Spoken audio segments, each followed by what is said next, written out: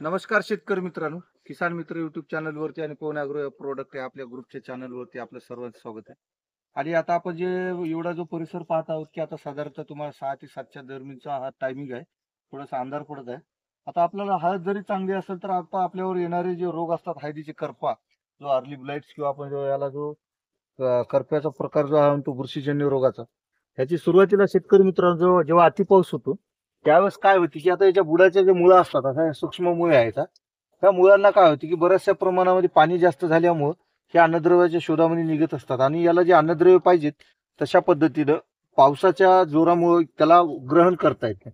आणि कालांतरानं होतं काय, की याला फुटवे वगैरे हे चांगल्या गोष्टी निघत असतात. पण होते काय याच्यामध्ये, झाडावरती हा जो रोग लागतो, हा ग्रास्प रोग, हा मूळ कुजीच्या प्रकारामुळे सर्वात जास्त होत असतो. आणि आपल्याला याला खालून ड्रिंचिंग पण घेणं गरजेचं आहे आणि वरून फवारणी पण घेणं महत्वाचं. आता ह्याच्यामध्ये काय होते, की याला आपल्याला हा जो बुरशीजन्य रोग जो आहे, हा कालांतराने करपा वाढत जातो आणि हे पूर्ण झाड आपलं बऱ्याचशा प्रमाणामध्ये अन्न स्वयंचलित त्याचं निर्मिती जी असते हे मंदावल्या जाते आणि खाली जे फणी किंवा जो आपण फुटवा किंवा जो बंडा म्हणतो, हे जास्त लांबत नाही किंवा मोठा होत नाही.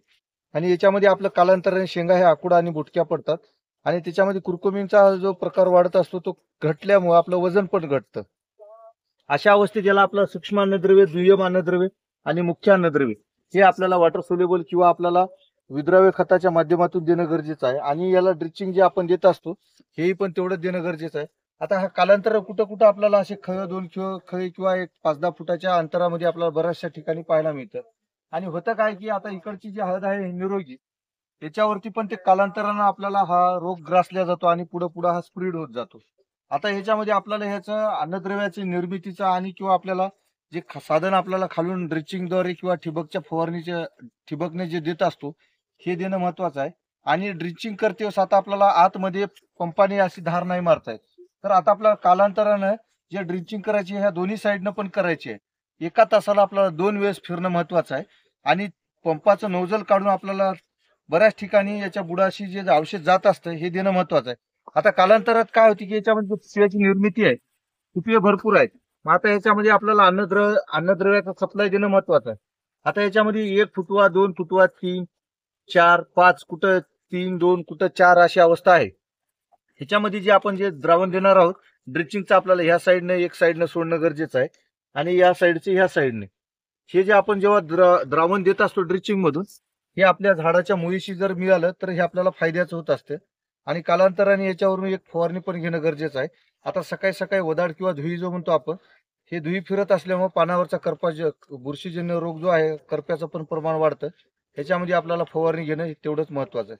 आता याच्यामध्ये जे बुरशीनाशक आपण वापरत असतो, हे आपण कॉन्टॅक्ट बेस आणि कॉन्टॅक्ट म्हणजे स्पर्शजन्य आणि सिस्टमॅटिक म्हणजे आंतरप्रवाहित, हे दोन्ही पण आपल्याला जर मिळाले एकत्रित तर अजून चांगलं होतं.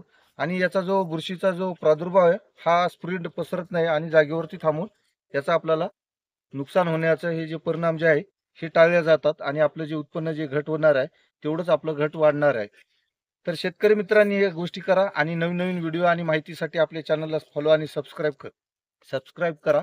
आणि त्याच्या माध्यमातून आपल्या शेतकरी मित्रांना माहिती दिली जात आहे. आणि तुम्ही आमचा नंबर पण कॉन्टॅक्ट नंबर सेव्ह करा, 95 27 00 36 66. धन्यवाद मित्रांनो.